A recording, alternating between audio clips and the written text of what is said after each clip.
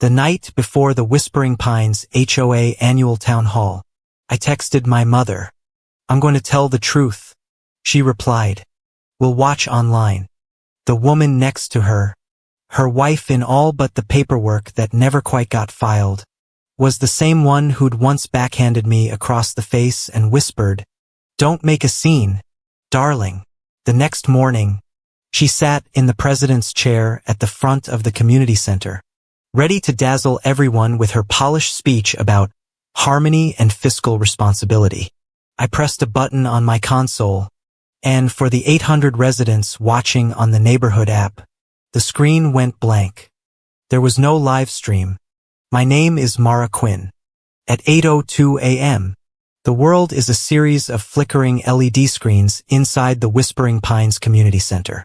They strobe across the wood-paneled walls, catching dust motes in their stuttering blue-white light as the entire system resets. A low guttural hum vibrates up through the soles of my sensible silent shoes. The sound of a beast waking up.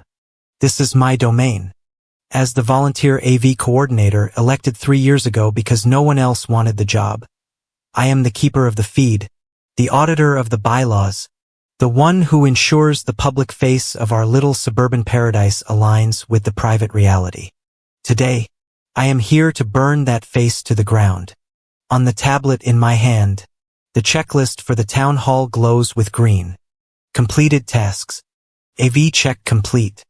Lighting grid sync complete. Redundancy stream test complete. Every box is ticked with the surgical precision I've cultivated over my 29 years. It's a document of perfect order. A testament to a seamless broadcast. It is a complete and utter lie. My finger hovers over the final item. Initiate live stream feed. The only one still unchecked. It feels less like a task and more like the trigger of a weapon. The air is thick with the smell of stale coffee from the percolator in the corner and industrial carpet cleaner. A scent that always reminds me of manufactured urgency. It clings to the back of my throat. I take a shallow breath and my eyes drift to the email I read for the 10th time in the pre-dawn darkness of my townhouse. It's from my mother. A reply to the text I sent her late last night. A single sentence that was the hardest thing I'd ever written. "I'm going to tell the truth." Her response, "We'll watch online." Just 4 words. 4 words that were meant to sound supportive. A digital pat on the back. But I know the cadence of my mother's silence. The architecture of her denial. It wasn't a promise of support. It was a release of responsibility. It was the same hollow echo I'd heard my whole life. The sound of a door being gently closed in a room where someone was screaming. It meant perform your little drama, but don't involve us. Don't make a mess we have to acknowledge. A shift in the room's atmosphere pulls me back to the present. The low murmur of the tech crew quiets. A path clearing through the sea of folding chairs and extension cords. Karen Whitaker, my stepmother and Whispering Pines HOA's newly minted president for the 4th consecutive term, glides through the space.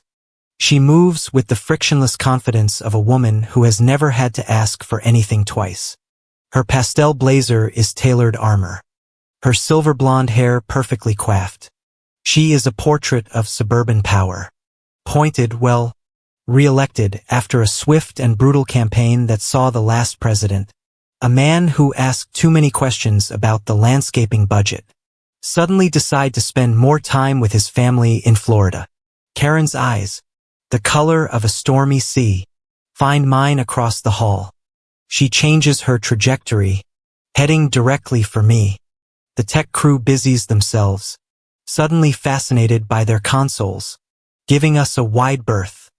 She doesn't stop until she's close enough for me to smell the expensive floral scent of her perfume. A smell that makes my stomach clench. She leans in, her voice a low, proprietary whisper that no one else can hear. "Don't ruin this, sweetheart." The word sweetheart is a key turning in an old rusty lock. It's not a term of endearment from her. It's a cage. It's the word she used before explaining how my own actions had forced her hand. How a little discipline was necessary to build character. It's the sound of a bruise blooming under the skin. I don't flinch. I don't give her the satisfaction. I simply hold her gaze. My expression is flat and unreadable as a violation notice. My silence seems to unsettle her more than any retort would. She gives a tight, unpleasant smile and straightens up, continuing her path toward the stage at the front of the room. A queen surveying her kingdom of perfectly manicured lawns and identical beige townhouses. My hand slides into the pocket of my blazer. My fingers closing around the smooth, cool tube of lip balm. I pull it out, my thumb tracing the worn label. A nervous habit, but today it's a necessity. I twist the base and apply a thick waxy layer to my bottom lip, carefully covering the small sharp crack in the center. It's a souvenir from last night. Not from her. Not directly. After I sent the text to my mother, she had called. She didn't yell. She never yells. She just spoke, her voice calm and reasonable, explaining in meticulous detail how a single word from me, a single misplaced allegation, would not only end my standing in the neighborhood but would also financially ruin my mother. She's so fragile. Mara, she'd said. The stress would be too much for her. Think about her. The threat was so precise, so suffocating that I'd bitten down on my lip hard enough to draw blood without even realizing it. This tiny wound is my last warning. Mainstream is ready, Mara. We're green across the board. Just waiting for the signal from you. Leo, a junior tech volunteer with earnest eyes and a perpetual 5 o'clock shadow, gives me a thumbs up from the master control panel. He's a good kid. He trusts me. He believes we are all here to facilitate a transparent conversation with our fellow homeowners. I give him a crisp nod. The picture of professional calm acknowledged. Leo, stand by. But the mainstream, the one that will carry Karen's polished lies to 800 homeowners, isn't the one I care about. The stream I've prepared is something else entirely. My fingers brush against the other objects in my pocket. A silent inventory of my arsenal. The slim, rigid plastic of my level 3 access card, granting me entry to every server closet in the community center. The cold, dense metal of an encrypted USB drive, a ghost in the machine that contains 6 months of my life's work, and folded into a precise square, a hard copy of a draft notice, the official filing for an unscheduled material event with the state attorney general. It's been reviewed and signed off on by Tessa Hale, an external whistleblower attorney I've been paying in cash for the last 4 months. It details with damning clarity a series of undisclosed related party transactions funneling HOA dues into a shell corporation owned by a board member's immediate family. I walk over to the broadcast control station. My station. The primary monitor shows Karen, now on stage, chatting amiably with the vice president. She looks relaxed, charming. She looks like a leader. On a secondary screen, a large digital clock dominates the display. I tap the console and the numbers flare to life in stark red. 27 minutes. 27 minutes until the world sees the woman she pretends to be. 27 minutes until I show them the woman she is. I take a deep, steadying breath, the recycled air feeling thin in my lungs. The hum of the community center seems to intensify, matching the frantic pulse in my ears. For years, my silence has been a shield. I used it to survive my childhood, to get through college, to build a life far away from her. When she reappeared here at Whispering Pines, after my mother encouraged me to buy the townhouse next to theirs, I thought I could maintain that silence. I thought I could build my walls higher. But her corruption is a rising tide, and my silence is no longer a shield. It's a form of complicity. I look at Karen's smiling face on the monitor, then at the red numbers ticking down. Today is the day. I whisper to the humming machines, to the flickering lights, to the ghost of the girl who learned to count footsteps on the driveway. No more silence. The digital clock on the monitor reads 19:43. 19 minutes and 43 seconds. On the brightly lit stage, Karen Whitaker laughs at a joke the vice president made. It's a practiced, polished sound designed to put people at ease. The kind of laugh that fills a community hall and signals that everything is under control. I watch her smiling face on the screen, but I don't see an HOA president. I see a ghost. And in the low, steady hum of the center, I can almost hear the click of her heels on the sidewalk. 13 steps. Our old house had 13 steps from the driveway to the front door. At 16, I knew them intimately.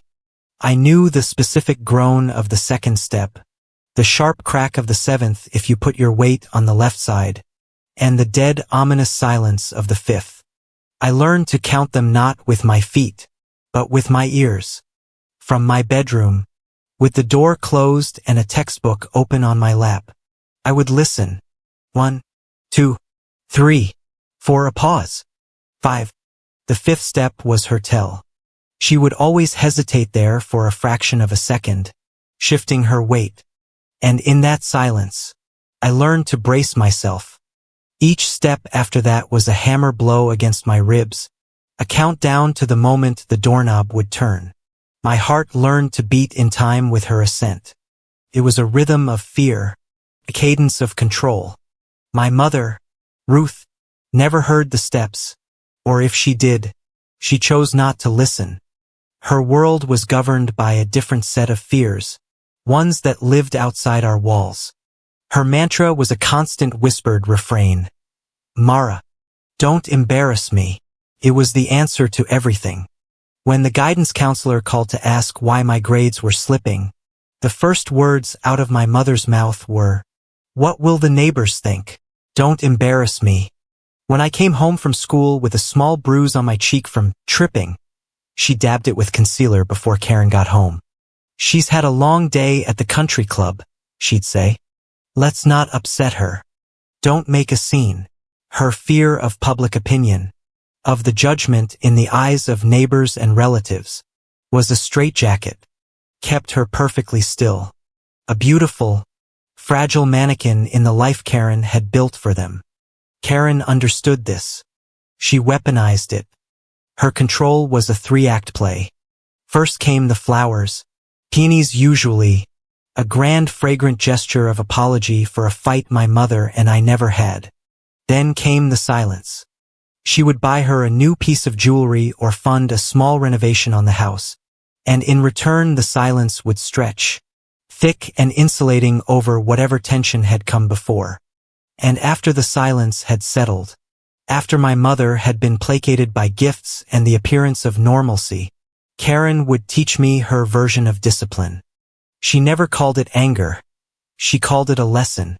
She'd sit me down in her study, the air smelling of leather and her cologne, and explain with terrifying calmness how my behavior, a sarcastic comment, a missed curfew, an opinion she disagreed with, was a sign of disrespect that needed to be corrected for my own good, for the family's good, so I wouldn't embarrass my mother.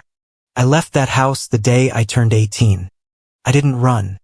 I executed an exit strategy. I got a scholarship to a state university 300 miles away. I chose accounting.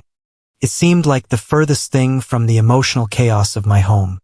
Accounting was a world of clean lines, of balanced ledgers, of absolute truths. Numbers didn't have hidden motives. A deficit was a deficit. Fraud was fraud. There was no gray area. No room for a woman to explain away the facts with a calm, reasonable voice.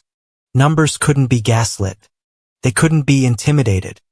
They didn't lie. I found a profound safety in their certainty. I built a life out of them. And then 5 years ago, my mother called me. She was so happy. Her voice light and bubbly in a way I hadn't heard in years. She was getting recommitted to Karen. This time it wasn't in a sterile courthouse. It was a full ceremony in front of all their friends, all our relatives, public declaration. She sent me pictures. There they were, smiling, cutting a tiered cake. It was like watching someone find an old home video of a car crash and pressing the replay button. I didn't go. That she told me later, was the biggest embarrassment of all. For years, I built my career carefully, a fortress against my past. I scanned staff directories and board member lists before any volunteer role. If Karen Whitaker's name was attached to any HOA in any capacity, I withdrew my application. I finally found a home at Whispering Pines. It was a growing subdivision, innovative, transparent. Her name was nowhere at first. It was safe. It was mine. Then came last summer. The email from the board announced a new addition to the Strategic Advisory Committee. Karen Whitaker, brought in to represent the interests of a new landscaping partner. My fortress had been breached.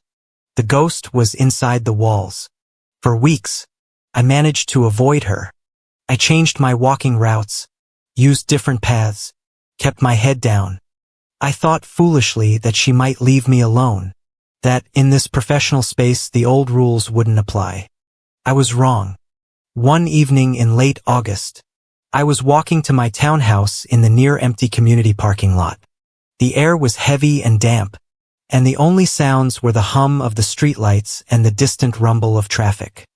Her voice cut through the quiet. "Mara," I turned. She was leaning against a concrete pillar, half hidden in the shadows, looking as if she'd been waiting for me. She pushed herself off the pillar and walked toward me, her expensive leather flats clicking on the grimy concrete.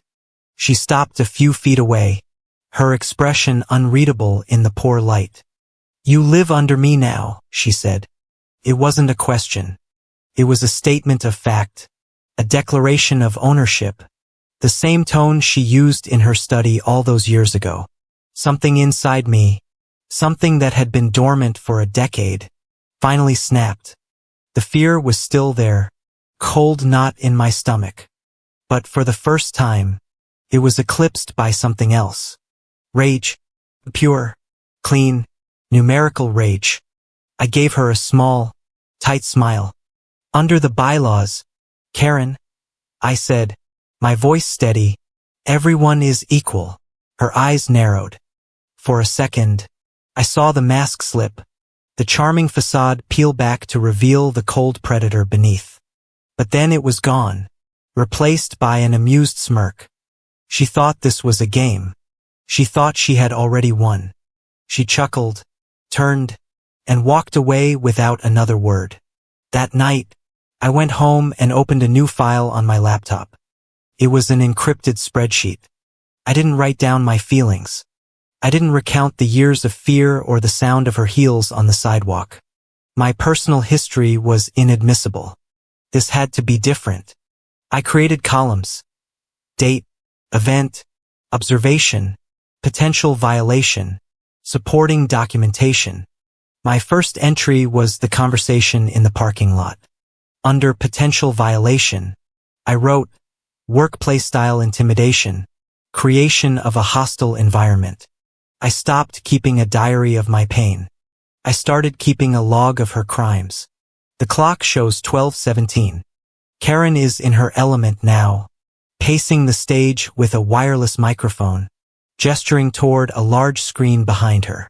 It displays a single triumphant number, 22%. A 22% reduction in operational overhead, she says, her voice resonating with manufactured sincerity.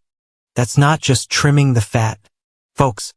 That's building a smarter, more agile, more resilient community.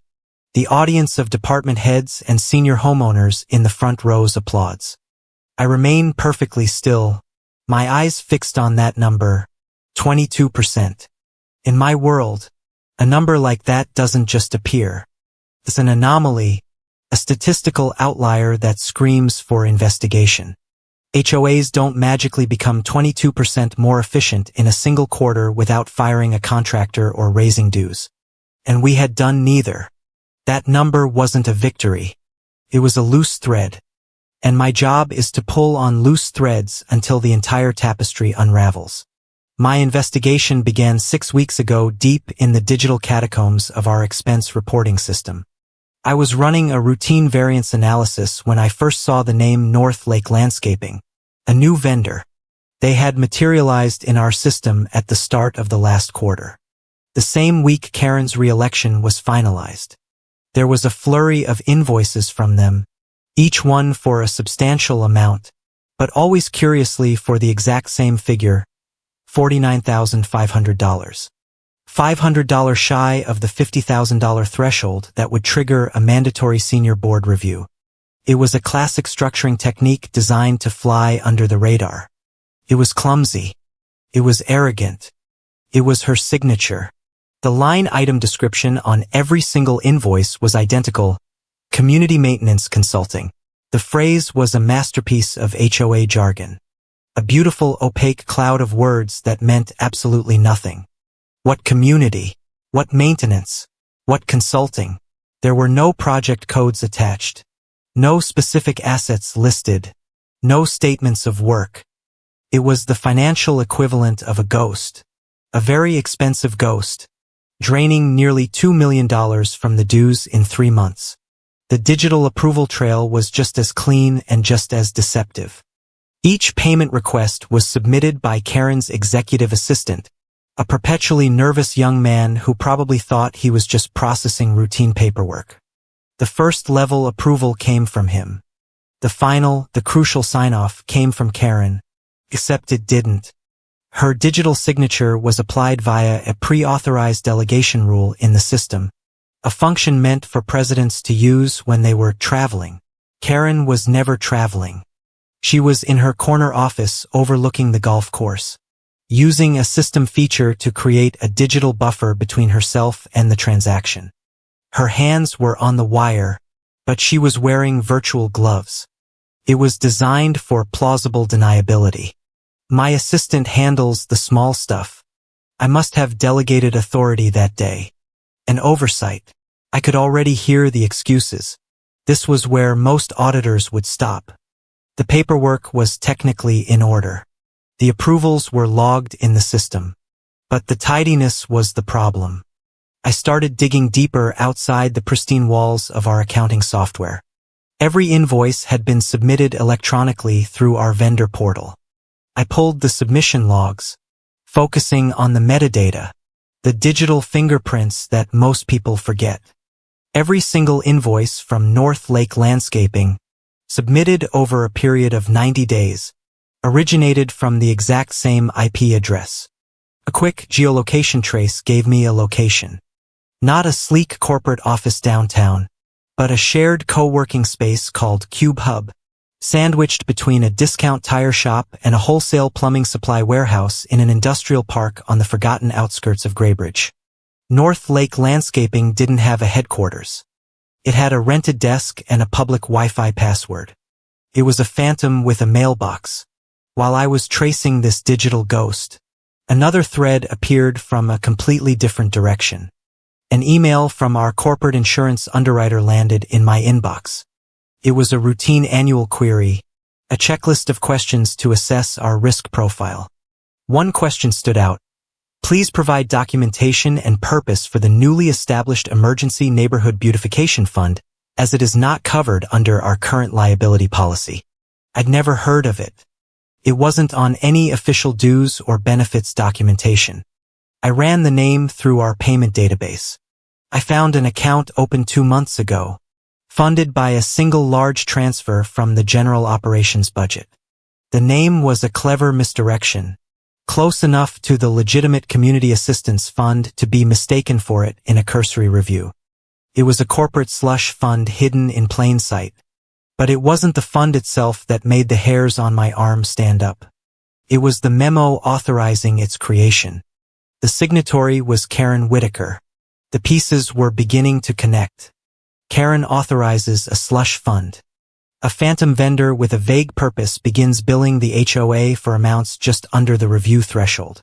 The payments are approved through a delegated arm's-length process. The money was being siphoned out. The only question was where it was going. I spent a week of late nights in the HOA's digital archives, the vast data warehouse where every contract, every email, every document is stored and indexed. I ran a search for the phrase community maintenance consulting, hoping to find a master service agreement, a scope of work, anything to legitimize North Lake. What I found was better.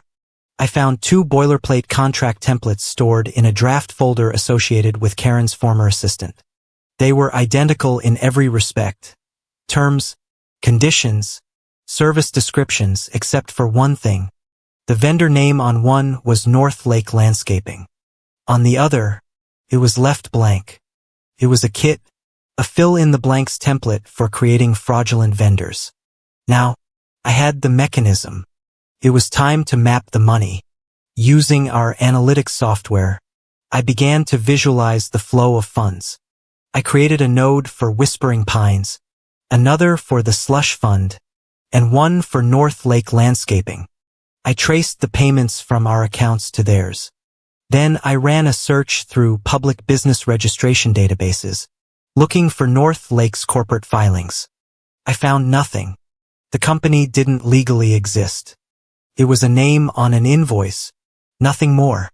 The bank account listed on their invoices, however, was very real, and the routing numbers showed that every payment from Whispering Pines was immediately transferred in its entirety to a second entity. A different company, a newly registered limited liability company, Meridian Shore LLC. The name meant nothing to me, but as the software rendered the final diagram on my screen, the image was brutally clear. Multiple lines of inquiry, multiple streams of data, all flowing from Whispering Pines, all converging on this single unknown entity. Meridian Shore LLC was the destination. It was the drain at the bottom of the sink. My hands were shaking slightly as I ran the corporate search on Meridian Shore. The company was registered just 3 months ago. Standard filing, minimal information, but the law required them to list a registered agent, a primary contact. I clicked to view the document. My breath caught in my throat. Contact person, R. Rowan. The initial hung there on the screen. R. A single sharp letter. Felt like a shard of ice in my gut. I knew no one in Karen's family with that initial. It wasn't her son, not her brother. It was a dead end. Another ghost. But the last name, Rowan, it was my name. Once upon a time, a name I had worked so hard to leave behind. And then, like a circuit finally connecting, the truth hit me. A cold, sickening wave of understanding that washed away everything else. Ruth. My mother's name is Ruth. It was her final, most vicious stroke of genius. She hadn't just stolen from the HOA. She had implicated the one person whose name she knew I would do anything to protect. The contact name wasn't a stranger. It was a shield. It was my mother. She had woven her into her crime, making her the final firewall between her fraud and the light of day. The discovery of my mother's name in those corporate filings changed the equation. The problem was no longer just a matter of HOA fraud. It was a hostage situation. Karen was using her as a human shield, counting on my love or my fear or my guilt to keep me silent. She had miscalculated. She assumed my primary loyalty was to my family. She was wrong. My primary loyalty is to the truth. But truth alone is not a weapon. It is a resource. It must be forged into a tool, given a sharp edge, and wielded with a strategy. My first move was to find a blacksmith. I couldn't use the HOA's internal whistleblower hotline. Karen had helped design the protocols, and I had no doubt she had a way to monitor it. I needed someone on the outside, completely insulated from her influence. I bought a prepaid, untraceable phone from a bodega, paying in cash, from a public library computer. I researched whistleblower attorneys, cross-referencing their case histories with law journal articles, looking for a shark. I found Tessa Hale. Her reputation was formidable. She was a former state enforcement lawyer who had gone into private practice specializing in representing high-profile community insiders.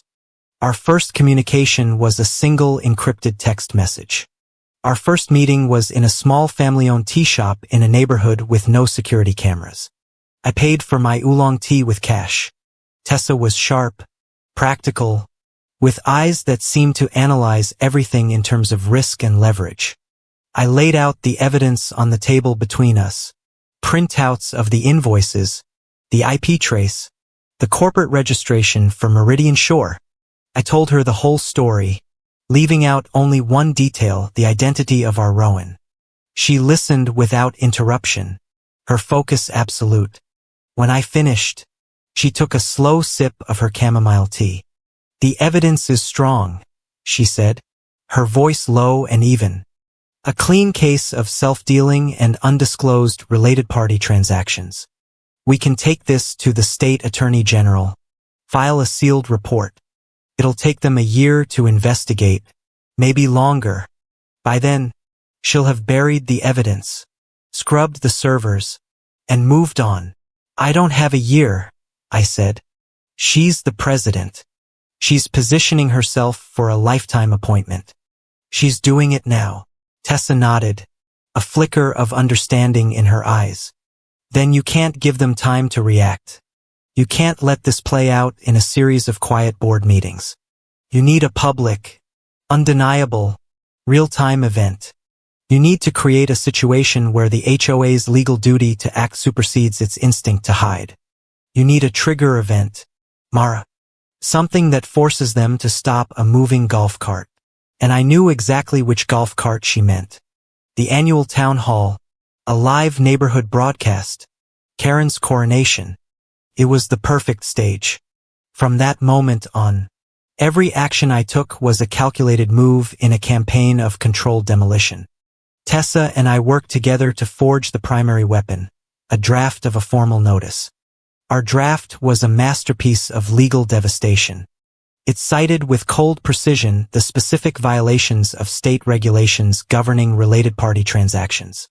It laid out the facts of the North Lake scheme, the existence of Meridian Shore LLC, and stated that the HOA had uncovered transactions benefiting an immediate family member of an executive officer which had not been disclosed in previous filings.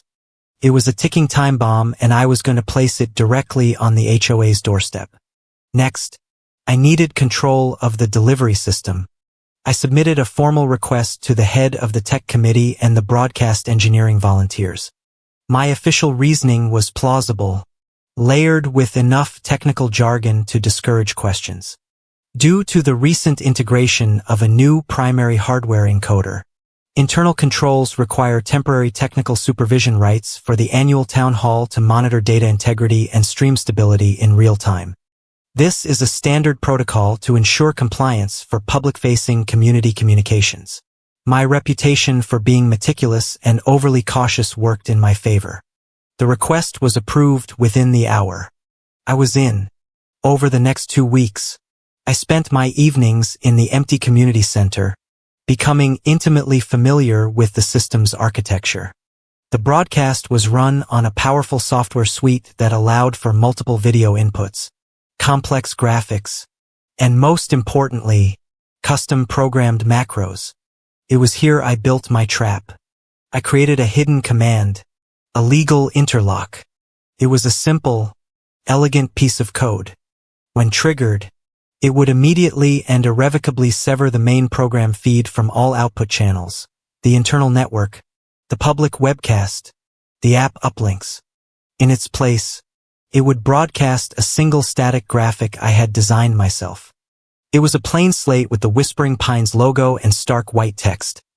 This broadcast has been temporarily suspended pending review of a material legal event. Please stand by for updates. It was a digital kill switch to ensure the tech crew wouldn't immediately override my command. I needed a cover story. I needed them to believe the glitch was theirs, not mine. I reached out to the quality assurance volunteers, the department responsible for testing software. I told them I was concerned the new encoder's firmware was unstable under heavy load. I asked them to run a series of aggressive stress tests during the week leading up to the town hall. As expected, the tests caused a few minor fleeting signal drops. Perfect. I had now planted the seed. The new equipment was buggy. When the feed cut out, their first assumption wouldn't be sabotage. It would be a firmware failure.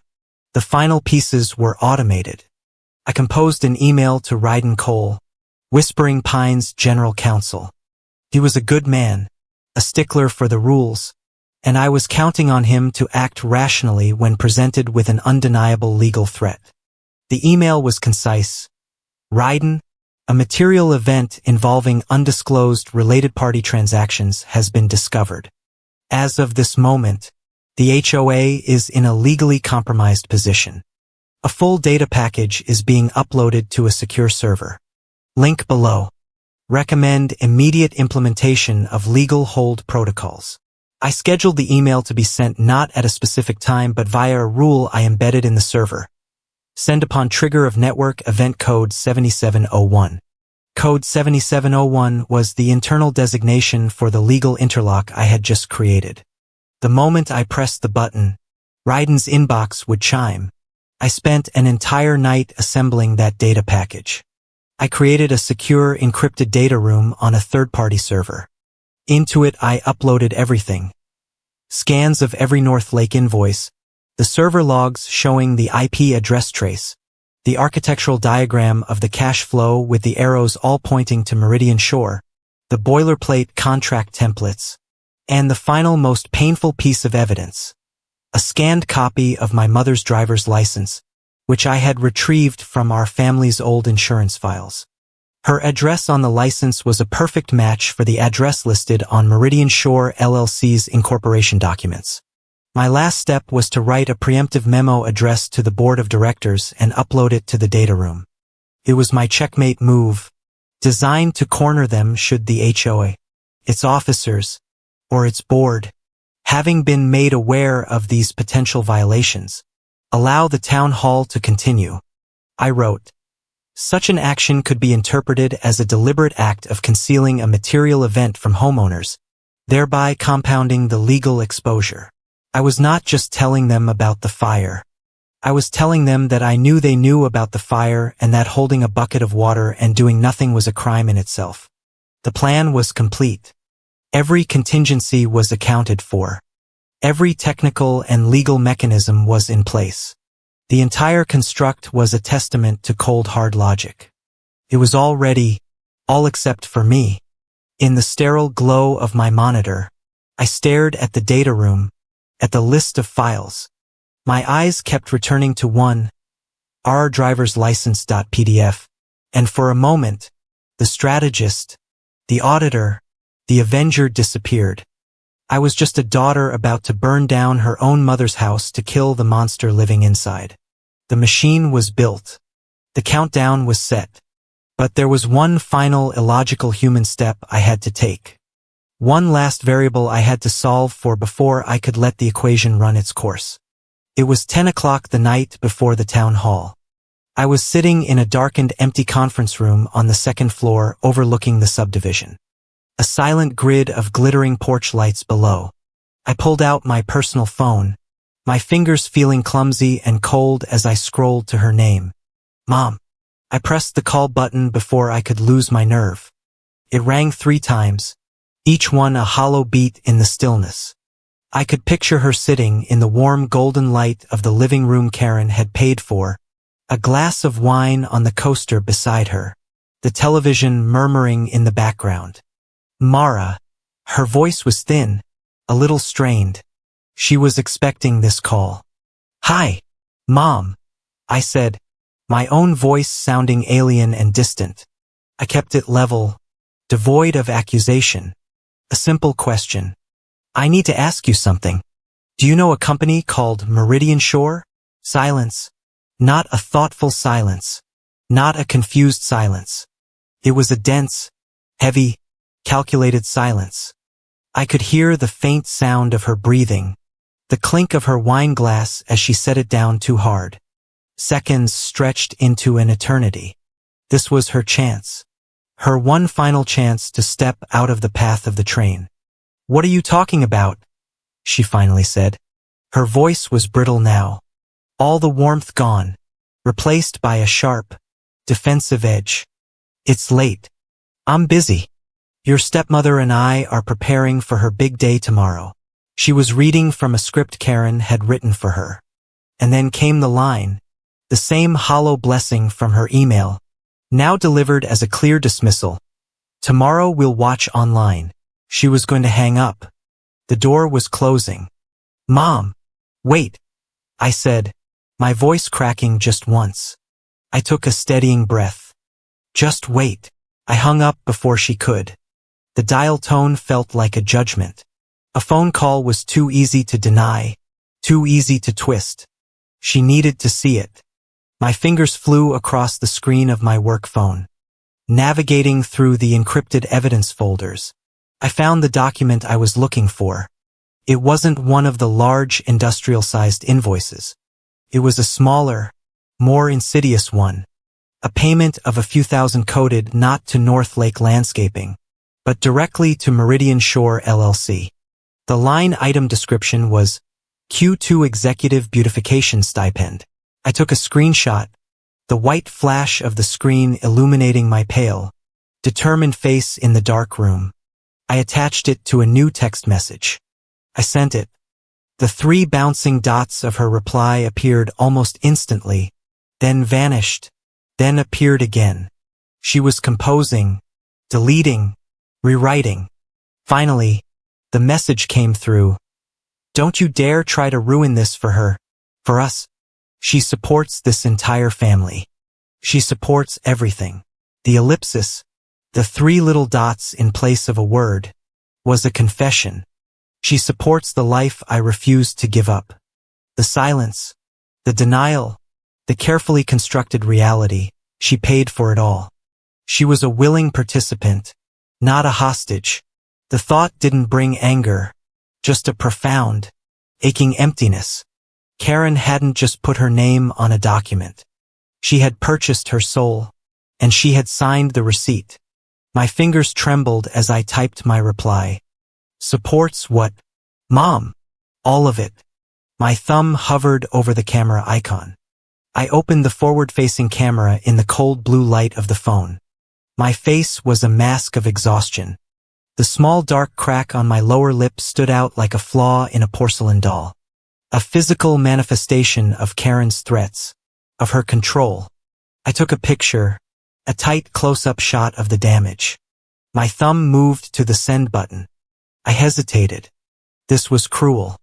This was a line you couldn't uncross. I was showing her a wound her wife had inflicted and asking her to choose. My finger tapped the backspace key and the image vanished. It was too much. But then I thought of the 5th step. I thought of her whispered words. Don't embarrass me. I thought of the woman on the stage preparing to preach about transparency while running a criminal conspiracy through her bank account. The anger, cold and pure, surged through me. I opened the camera again, took the same picture, and this time I didn't hesitate. I attached it to a new message. Even this, I wrote beneath it. I pressed send. The reply was immediate. There was no hesitation this time. No bouncing dots. Just 5 final words. Don't disgrace this family. And that was it. The last door was locked. The last bridge was burned. She hadn't just chosen her. She had defined the family as something that excluded me. Something that my truth, my pain would disgrace. I don't remember walking to my car. The next thing I knew, I was in the driver's seat in the concrete silence of the parking lot. Level P4, the same level where she had confronted me. My breath was coming in short, ragged gasps. The polished leather of the steering wheel felt slick beneath my sweating, shaking hands. The world had shrunk to the confines of this car. The air thick and unbreathable. The carefully constructed walls of my plan, my logic, my control, they were all crumbling, leaving me exposed. I was no longer an auditor or a strategist. I was just the girl on the steps again, counting the seconds, waiting for the impact. A buzz from my pocket, a vibration against my leg that felt like an electric shock. I fumbled for my personal phone. My vision blurred. It was a text from a number I didn't have saved. But I knew who it was from. Tessa. When a victim is forced into silence, the message read, The law speaks for them. It wasn't sympathy. It wasn't comfort. It was a statement of purpose. It was a reminder of the machine we had built. A machine that ran on facts, not feelings. It was the anchor I needed. My breathing steadied. The shaking in my hands subsided. The world outside the car window slowly came back into focus. I put the car in park, got out, and walked back into the silent, imposing tower of the community center. I took the elevator not to the second floor, but to my own office on the first. I sat down at my desk. The familiar glow of my monitors a welcome comfort. I was no longer a daughter. I was an officer of the HOA with a fiduciary duty. I opened Whispering Pines e-discovery and litigation hold software, a powerful tool our lawyers use to preserve evidence with clinical detachment. I created a new case file, Case ID 2025 M781. I initiated a data preservation order on my own corporate mobile device. Then one by one, I began to upload the artifacts of my conversation with my mother. The call log, every text message, the screenshot of the beautification stipend, the picture of my lip, the final damning reply. The software captured everything, the content, the precise timestamps, the originating and receiving IP addresses, the device identifiers, converted a desperate, painful family exchange into a series of legally admissible exhibits. Exhibit F. I looked at the case file, at the mountain of data I had compiled against Karen. A thought, cold and clear, cut through the last of the emotional fog. She had put my mother into the equation as a shield. I had just entered her testimony as a weapon, and in doing so, I had to formally add one more person to the calculation. It was no longer enough to be the anonymous whistleblower, the unseen hand pulling the levers. To make it stick, to give my complaint the legal weight it needed, I had to have standing. I added my own name to the list of involved parties, not as the investigator, as the victim. The clock on the main broadcast monitor reads 7 minutes and 31 seconds. 7 minutes and 31 seconds. The air in the community center has changed. The casual buzz of preparation has tightened into a focused professional hum. On stage, Karen stands at a sleek, minimalist lectern bathed in a soft, flattering light designed to make her look authoritative and trustworthy. Behind her, a massive floor-to-ceiling LED screen displays the event's theme in a clean sans serif font. We're building harmony. The irony is so profound, it's almost poetic. She's running through her opening lines one last time. Her voice a smooth, confident baritone that fills the cavernous space. Transparency, accountability, results. She pauses for effect, letting the words hang in the air. These aren't just buzzwords. They are the pillars of the new Whispering Pines. While she preaches her false gospel, my fingers are flying across the control console. My movements are precise, economical, the muscle memory from countless late nights taking over. I access the primary output controls with a few keystrokes. I embed a 5-second broadcast delay. It's a standard feature often used to censor profanity in live interviews. Today, this is my buffer, my head start. It gives me 5 seconds of control over what the neighborhood sees. A 5-second window where I am the arbiter of reality and she is just an image on my screen. My console is organized into a series of programmable scenes. Each one a preconfigured broadcast state that can be activated with a single touch. Scene 1 is the default. The live town hall feed. It's what everyone is expecting. I've programmed 2 others. Scene 0 is my kill switch. The stark static legal notice. It is currently dormant. A digital landmine waiting to be triggered. And then there is Scene X. A failsafe. It's a direct feed of the draft notice document. It's dense legalistic text formatted to fill the screen. If they try to shut me down, if they try to claim this is a technical error, I can make the accusation itself the broadcast. It's my dead man switch. With the scenes locked in, I perform my final physical act of preparation. I take a small strip of white gaffer tape from my bag and a black permanent marker. In clean block letters I write, "In case of material event press." I peel the backing off and place the tape directly above a large unmarked red lit button on the console that I have programmed to activate Scene 0. This is a purely theatrical gesture. The button is, for me, a focal point, a physical manifestation of a digital decision. It makes the abstract act of clicking a mouse feel as real and as final as pulling a trigger. The main center doors hiss open and Ryden Cole, the general counsel, walks in. He looks stressed, his tie slightly askew, his brow furrowed. He's a man who hates surprises. He's about to have a very surprising morning. He makes eye contact with me and gives a curt professional nod. I nod back. I pull out my work phone and open a pre-written text message. My thumb hovers over the send button. I watch him walk toward the small cluster of executives gathered near the stage. When his back is to me, I press send. Check your inbox in 10. The clock on my screen reads 3 minutes and 15 seconds. The fuse is lit. A shadow falls over my console. The floral scent of Karen's perfume precedes her. She stepped off the stage, making her final rounds before the show begins. I feel more than see her presence behind me. Then her hand lands on my shoulder. It's not a friendly pat. It's heavy, possessive, a gesture of ownership, a silent reminder of the old hierarchy, the one forged in the quiet terror of a suburban house. It's a touch that says, "You are mine. This is my room. You are here at my pleasure." The shock of her touch is a jolt of ice water. For a fraction of a second, I freeze. Every instinct honed over years of survival screams at me to endure it, to not make a scene. But I am not that girl anymore. I am not in her house. This is my house. These are my machines. Slowly, deliberately, I turn my head. I don't look at her face. I look at her hand on my shoulder. Then I look back up and meet her eyes. "Please refrain from touching the volunteers, Karen," I say.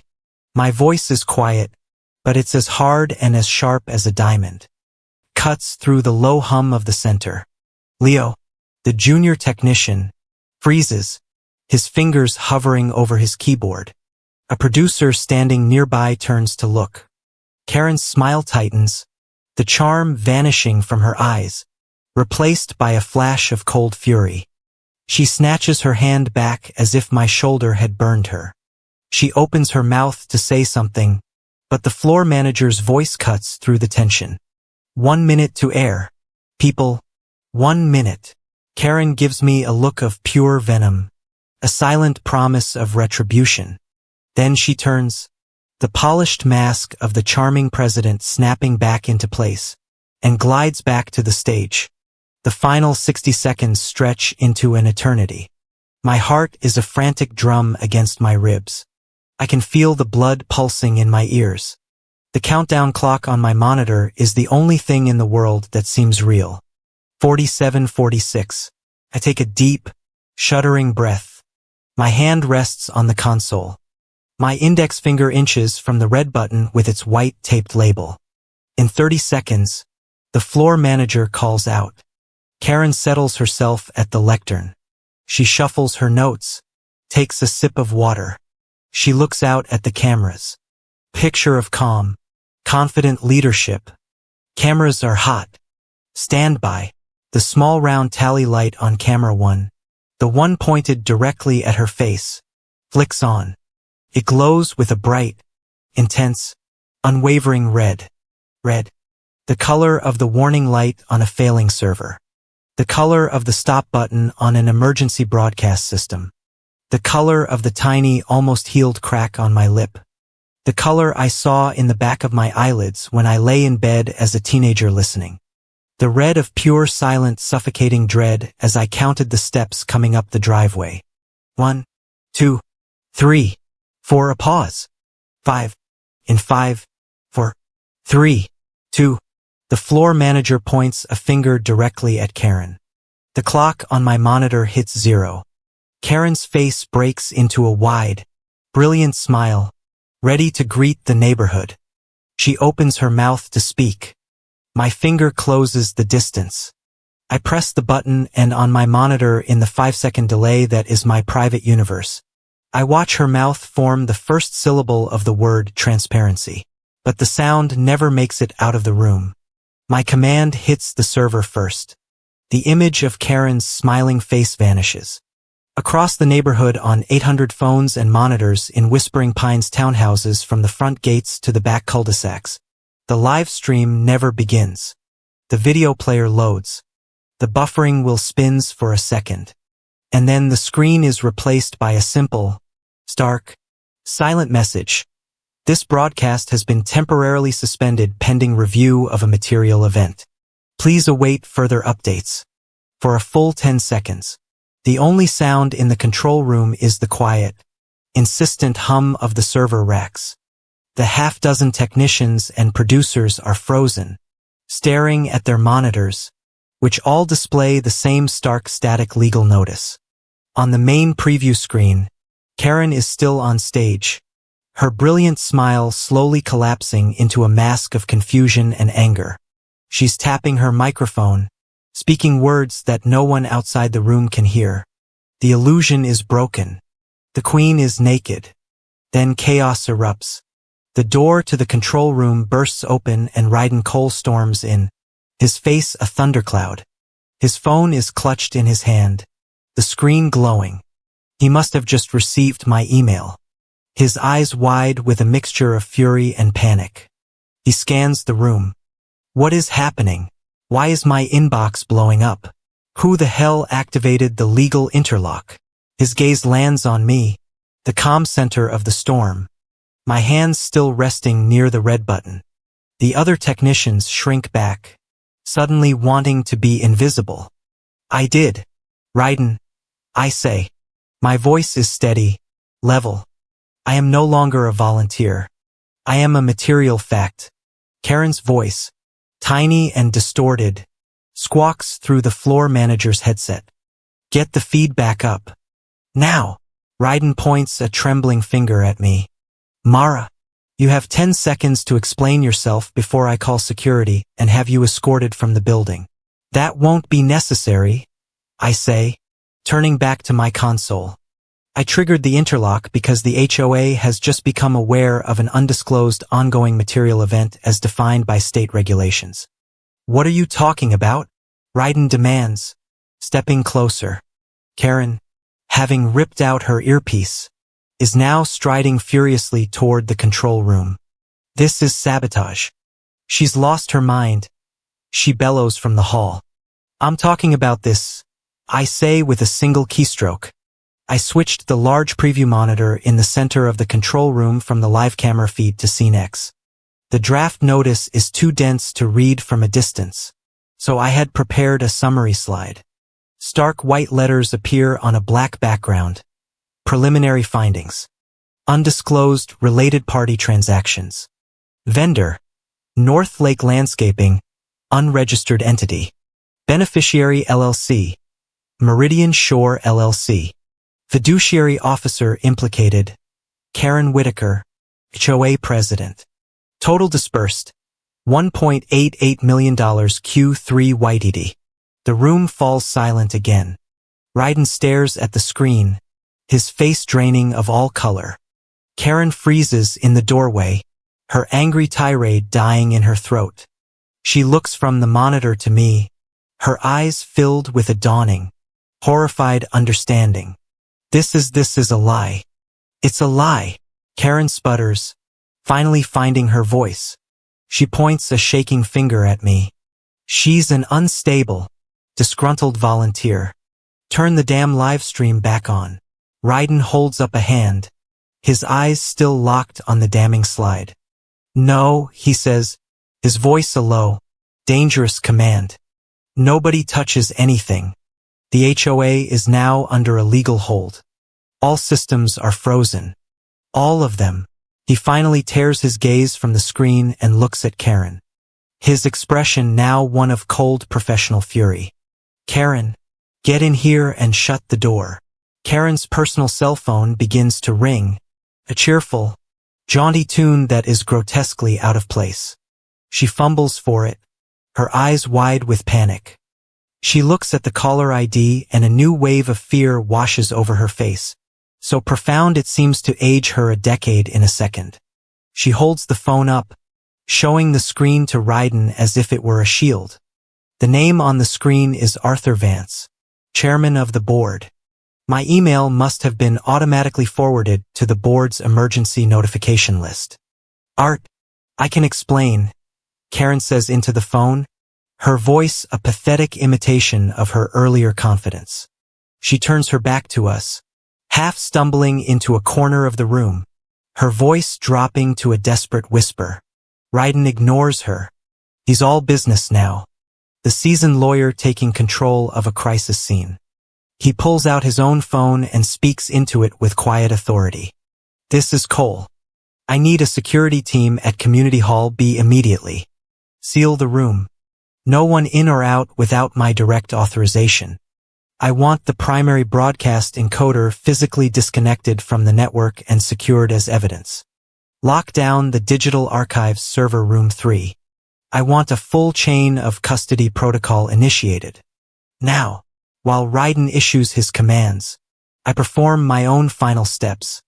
I access the system's back end with a few commands. I initiate a full transfer of the last 24 hours of broadcast system logs, access logs, and network traffic data. I don't send it to an HOA server which could be altered or wiped. I send it to a secure write-once-read-many worm-compliant cloud storage vault that Tessa had set up for me.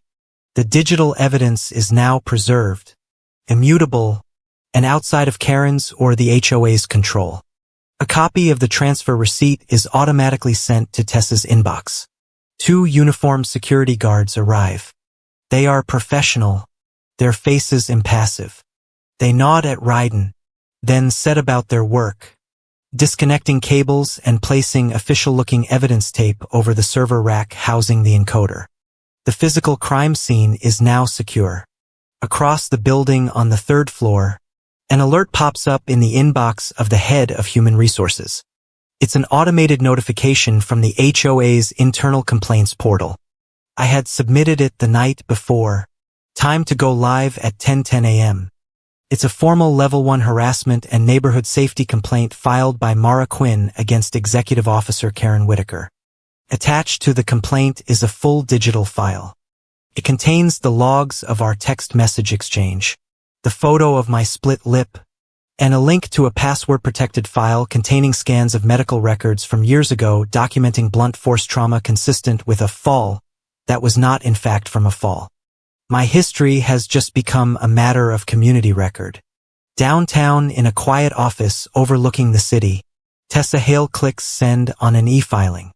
It's an emergency petition to the county court for a temporary restraining order, Mara Quinn v. Karen Whitaker. The petition cites an ongoing pattern of intimidation and the inherent conflict of interest of being a direct subordinate to her abuser in a community environment. It requests that Karen be legally barred from coming within 200 feet of me. The court clerk's digital stamp records the filing time. Karen is off the phone now, her face ashen, her tailored blazer suddenly looking too big for her. She stands defeated, the empty bluster gone, replaced by the hollow look of a woman who has lost everything and knows it. Ryden Cole hangs up his own phone. He has been in a quiet, intense conversation with outside legal counsel. He takes a deep breath, the first one he seems to have taken in 20 minutes. He looks at me, then at Karen, then at the senior producer, who is still staring at the blank screens, looking utterly bewildered. Ryden's voice is firm, leaving no room for argument. It is the voice I have been waiting my entire adult life to hear. The town hall is cancelled, he announces to the silent room. We are preparing a statement and we are filing the notice before the state office closes today. The emergency meeting is convened in the 3rd floor boardroom. A sterile glass box in the sky designed to make women feel like gods. The long obsidian table reflects the grim faces of the 3 people present besides me. Ryden Cole looking exhausted but resolute. Arthur Vance, the chairman of the board, patched in via a large silent video screen. And Karen Whitaker. She is no longer the queen of the stage. Her blazer is loosened, her jacket is off, and her face is pale and slick with a thin sheen of sweat. She looks like what she is, a cornered animal. The proceedings begin not with a discussion, but with an act of defiance. Karen slaps a printed copy of my summary slide onto the gleaming table. The paper skids across the polished surface and stops in front of Ryden. A fabrication, Karen spits out, her voice a hoarse croak. A malicious, delusional fantasy concocted by a disgruntled volunteer with a history of personal issues. It's character assassination, nothing more. There is not a shred of concrete proof. I don't respond to her. I don't even look at her. My audience is Ryden and the silent, imposing face of the chairman on the screen. I calmly open my laptop, connect it to the room's presentation system, and a new image replaces Arthur Vance's face on the wall-sized monitor. It's not a slide. It's a scanned document, a bank statement. The Whispering Pines logo isn't on it. This one is from a small private bank. The image is crystal clear. The numbers stark and unforgiving. I use the cursor to circle a series of incoming wire transfers, each one for $49,500 originating from the account associated with North Lake Landscaping. Then I move the cursor down and zoom in on the top of the statement. On the account holder information, the name is printed in clean official type, Ruth Rowan. This was recovered from your own cloud-synced documents during the preliminary e-discovery sweep. Karen, I state, my voice as cool and sterile as the room. Your carelessness is a matter of record. Karen stares at her wife's name, magnified to a monstrous size on the wall. She seems to shrink in her chair. She shakes her head, stammering, her blustering rage collapsing into a weak, pathetic defense. She had no idea, she whispers, looking at Ryden, pleading. Ruth doesn't understand these things. I told her it was investment income, a bonus. She was just holding it. She didn't know anything about where the money came from. She's an innocent party in all of this. She tries to weaponize her to make her my final shield. To make me the cruel daughter who would sacrifice her own innocent mother. She's still playing the old game, using the old rules. She doesn't realize I've changed them. She may not have known the source, I say, my fingers moving on the trackpad. But she knew what to do with it. The bank statement on the screen vanishes, replaced by the image of an email. The sender is Karen Whitaker. The recipient is Ruth Rowan. The subject line is blank. The body of the email is short, casual, and utterly damning. Ruth, need you to move $49,000 from the Meridian account to our personal checking. Use the ATM MISC withdrawal function at the branch. Just tell them it's for household expenses if they ask. Let me know when it's done and delete this when you're finished. I let the image hang in the silent room for a full 10 seconds. The instructions were clear. The intent to conceal was undeniable. My mother was not an innocent, unwitting participant. She was a co-conspirator, following the written instructions of the woman who had bought her silence. Ryden Cole finally speaks, his voice low and heavy. He doesn't ask about the email. He doesn't ask about my mother. He asks the only question that now matters. He swivels his chair slightly to face Karen, the lawyer zeroing in for the kill. Karen, he says, his tone leaving no room for evasion. Whispering Pines' most recent quarterly report was filed with the state 2 weeks ago. You signed it. As an officer of this HOA, you are required to disclose any and all transactions with related parties. Did you at any point in that filing disclose your financial relationship with Meridian Shore LLC or its registered agent? Silence. It's the most profound silence I have ever heard. It's the sound of a life imploding. Karen just sits there, her mouth slightly open, her eyes darting between Ryden and the email still glowing on the wall. There is no answer. There is no defense. There is only the vast empty space where a lie used to be. The silence is her confession. In the world of HOA law, it is a signed, sealed, and delivered admission of embezzlement. A sharp, polite rap on the glass boardroom door breaks the spell. Ryden's assistant is standing there looking apologetic, and behind her is a man in a crisp plain uniform holding a clipboard and a large manila envelope. "Excuse me, Mr. Cole," the assistant says, her voice trembling slightly. "There's a process server here for Ms. Whitaker." Ryden nods grimly. "Send him in." The process server steps into the room. He is all dispassionate procedure. His presence an intrusion from a world of consequences that can no longer be ignored. He walks directly to Karen. "Are you Karen Whitaker?" Karen can only manage a weak, pathetic nod. "You have been served," the man says, placing the thick envelope on the table in front of her. He offers a digital stylus and a tablet. "Please sign here to acknowledge receipt." With a hand that is visibly shaking, Karen scribbles something illegible on the screen. The man nods, takes the tablet back, and leaves as quietly as he arrived. Karen stares at the envelope as if it's a venomous snake. It's the temporary restraining order from the court. The law, which she had so long considered a tool for her own use, was now offensive, and she was on the outside. As she stares at her legal damnation, Ryden's assistant enters again, this time holding a single sheet of paper for me. It's a chain of custody form, an official log acknowledging that I, Mara Quinn, have turned over a set of evidence, the encrypted USB drive, to the HOA's general counsel for the purpose of an internal investigation. I take the pen she offers. I sign my name on the line. My hand is perfectly steady. The pen strokes are firm and clear. The lines as balanced and certain as a perfectly reconciled ledger. The meeting is over. There is nothing left to say. Ryden stands up. "Karen, security will escort you to your office to collect your personal belongings. Then they will escort you from the building. Your network access has been terminated.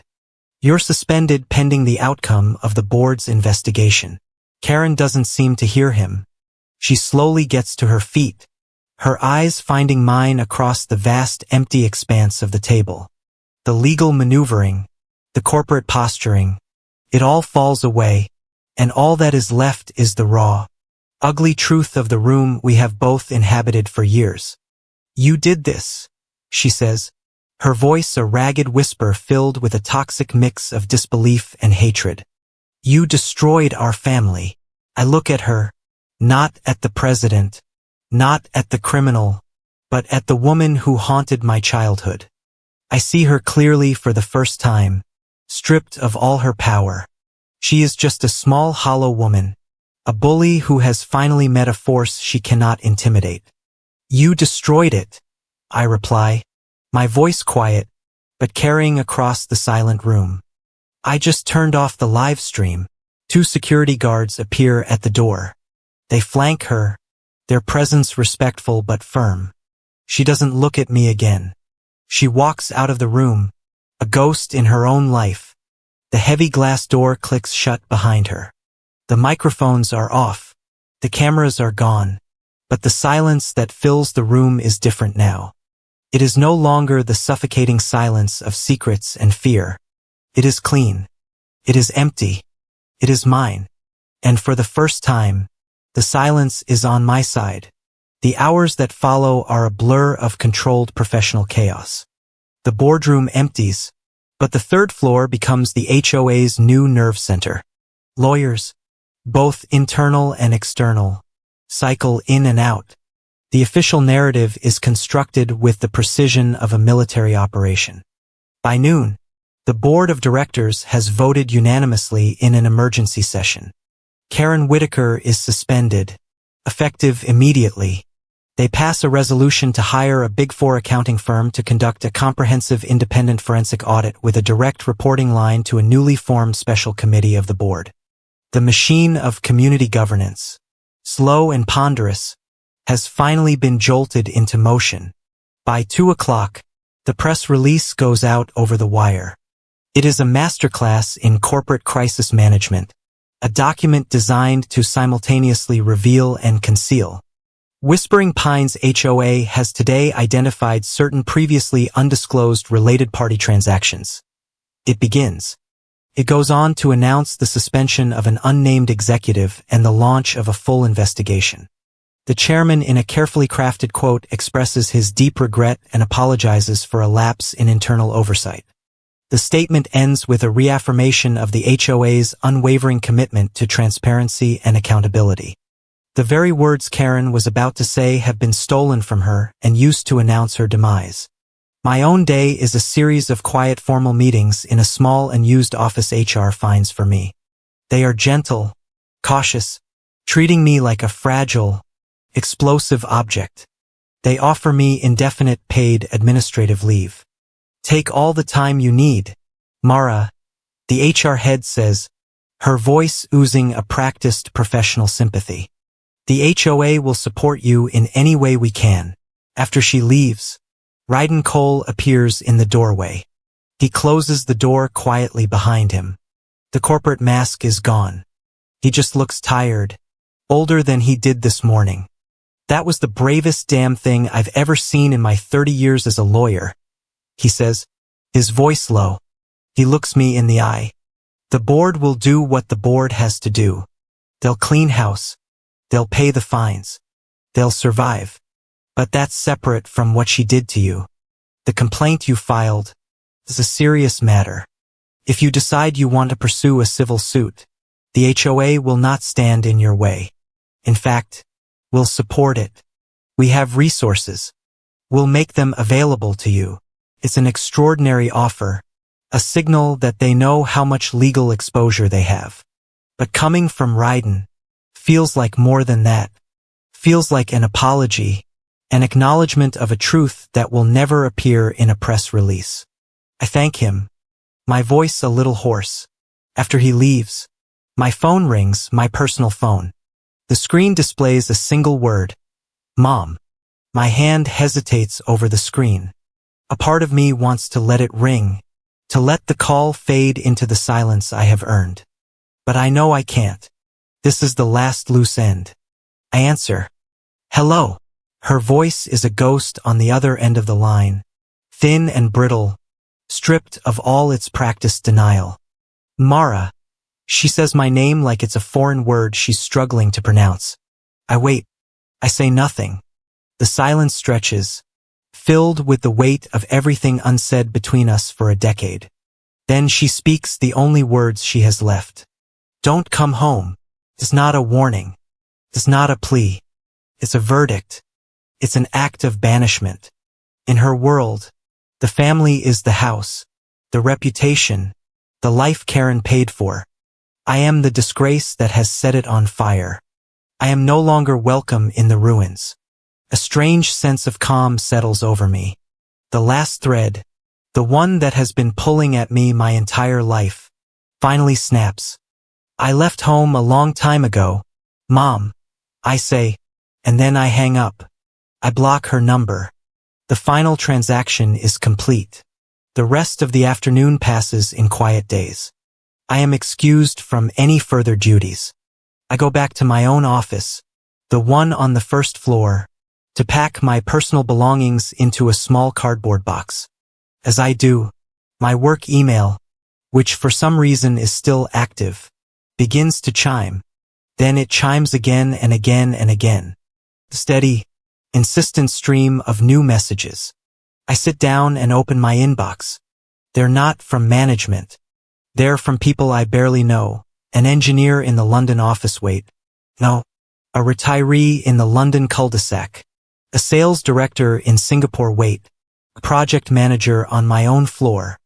The messages are all different, but they all say the same thing. Thank you. I've been trying to raise a red flag about her billing practices for 6 months. She threatened my membership. Thank you for doing what I was afraid to do. She killed my project because I wouldn't approve her budget override. I thought I was crazy. Thank you. One after another, they pour in a litany of the small abuses, the quiet intimidations, the career threats that were the daily currency of Karen's power. My fight, which had felt so solitary, so intensely personal, had not been mine alone. I had been fighting for all of them. I hadn't just exposed a fraud. I had liberated a community.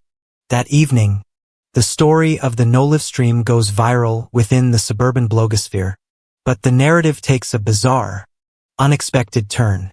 No one outside the HOA knows the real reason for the shutdown. All they know is that at the moment their town hall was supposed to begin, Whispering Pines discovered a material event, and instead of ignoring it, they pulled the plug in real time. They are lauded for it. Blog posts are written. Neighborhood analysts praise our radical transparency and unflinching commitment to ethical governance. By stopping the show, I had inadvertently created the greatest marketing campaign for community integrity in the HOA's history. I leave the office for the last time as the sun sets, the cardboard box under my arm. I drive not to my townhouse, but to a small, quiet park overlooking the river. I sit on a cold bench and watch the city lights begin to glitter on the water. I reach into my pocket and take out the tube of lip balm. My fingers are no longer trembling. I open the forward-facing camera on my phone and look at my reflection. The small, angry crack on my lip, the one that had been a raw physical reminder of her final threat, is gone. It has healed. In its place is just a thin, faint line, a tiny scar that only I will ever know is there. A permanent record of the day I fought back. Just as I'm about to head home, my phone buzzes with a final email. The sender is unfamiliar. The domain name from a boutique private equity firm, one of Whispering Pines' key competitors in the luxury subdivision market. The subject line is simple: confidential inquiry. I open it. It's from the firm's managing partner. He says he has been following the public news about Whispering Pines with great interest. He says that the kind of courage and analytical rigor required to identify and act on such a high-stakes issue is rare. He says that his firm is expanding its internal due diligence and forensic investigations team. Attached to the email are 2 documents. The first is a generous separation and non-disclosure agreement with Whispering Pines, which he says his firm's lawyers have already negotiated with Ryden Cole on my behalf. It buys my silence in exchange for a substantial sum. The second document is a formal offer of employment, a senior position on their investigations team. My job would be to do exactly what I did to Karen, to hunt for women like her, to find the rot hidden deep inside the balance sheets of the communities they wanted to acquire. My curse, the hypervigilance and obsessive attention to detail I had learned as a means of survival, had been turned into a profession. A highly valued, highly paid profession. A slow smile spreads across my face. Feels foreign but real. It's a new beginning. A clean ledger. But as I look at the offer on the screen, I know there is still one last entry to make. One final piece of business to attend to before I can sign my name and close the books on this chapter of my life. Before I accepted the future, I had to close the ledger on the past. I sat in my quiet, sparse townhouse.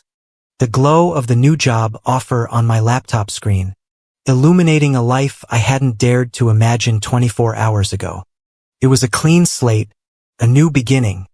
But a ledger can't be balanced if there's still one outstanding account. My fingers moved with a calm, deliberate purpose.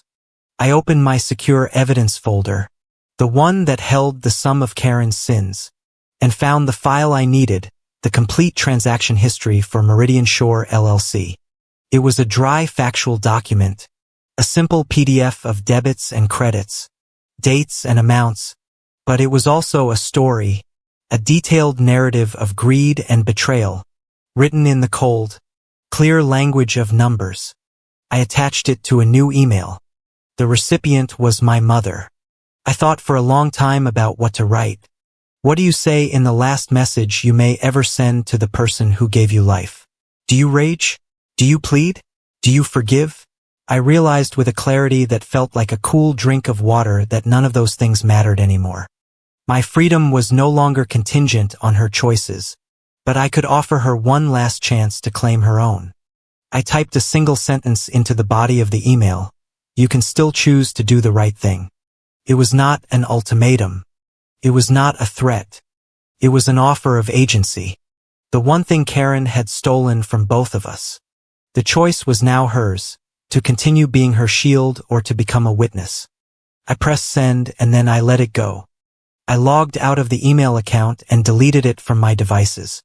Whether she opened it, whether she read it, whether she acted on it, that was her story to write, not mine. My part was over. The next morning, I met Tessa Hale at her office. It was the first time we had seen each other in a place that wasn't a clandestine tea shop or a shadowy corner of a public park. In the bright, professional light of her corner office, she looked even more formidable. On her polished mahogany desk were the final documents, the application for the permanent restraining order. She slid it across the desk to me. "This is it, Mara," she said, her voice gentle but firm. "Once you sign this, the line is drawn permanently." I picked up the pen. Felt heavy, substantial in my hand. I thought of all the years I had lived inside the invisible lines she had drawn around me. The fear that had been my constant companion. With a steady hand, I signed my name. The ink was a dark, definitive stroke on the clean white page. A new line, a boundary she would never be allowed to cross again. I spent the rest of the day in my townhouse, a place that was beginning to feel like my own for the first time. On my small dining table, I placed the objects that represented the life I was leaving behind. My Whispering Pines volunteer ID card with its smiling professional photograph of a woman I no longer recognized. Beside it, I placed the encrypted USB drive. The sleek metal casing was cool to the touch. It was empty now. Its contents successfully transferred. Its purpose served. It was just a hollow shell, a monument to a secret that was no longer secret. I opened my laptop and typed my resignation. There were no recriminations, no lengthy explanations. 4 sentences. That's all it took. To the board of directors, I hereby tender my resignation for my position as AV coordinator. Effective immediately, I took the actions I deemed necessary to protect the integrity of the HOA and its homeowners. The community must now continue the work of doing the right thing. Sincerely, Mara Quinn. I sent it to Ryden Cole's personal email address. That evening, I took the train back downtown. I don't know why exactly. I needed to see the battlefield one last time. I used my ID card, still active for a few more hours, to get into the silent, empty Whispering Pines community tower. I took the elevator up to the broadcast floor. The hall was dark, the cavernous space filled with the sleeping shapes of cameras and equipment. I walked to the control room, my footsteps echoing in the quiet. I stood at my old console, the one where I had ended a woman's career with the press of a single button. I powered on the main monitor. The screen flickered to life, displaying the default Whispering Pines screensaver. And behind it, still visible in the dim light, was the massive backdrop on the main stage. We're building harmony. I had always thought of it as a joke, a bitter piece of HOA irony.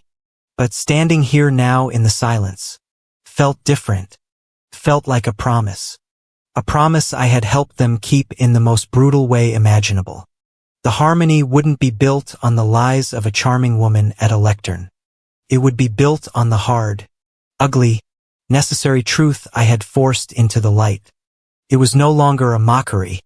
It was a mission. I powered down the monitor, plunging the room into darkness. I turned and walked out, my hand brushing against the cool, smooth surface of the glass door. I didn't look back. The elevator ride down was silent. A smooth, quiet descent. As the doors opened onto the grand marble lobby, I stepped out. The doors slid shut behind me. The soft hiss of their closing like a final gentle sigh, a period at the end of a long and difficult sentence. Outside, the autumn air of Greybridge was sharp and cold, but it felt clean in my lungs. I took a deep breath, the first truly deep breath I had taken in years. Felt like freedom. My phone buzzed in my pocket. A new text message. The screen lit up with a name and two simple words. Tessa Hale. You're safe. I smiled. A real genuine smile that reached my eyes. I typed back my reply, my thumbs sure and steady on the screen. I know. I scrolled through my phone to the calendar application. I found the entry for today, the one that had dictated the rhythm of my life for the past 3 months. Town Hall Annual. My finger hovered over it for a second. This last digital remnant of the war I had won. Then I pressed delete. The entry vanished from my screen, leaving nothing behind but an empty open space. Then no live stream and no one could ever make me be silent again.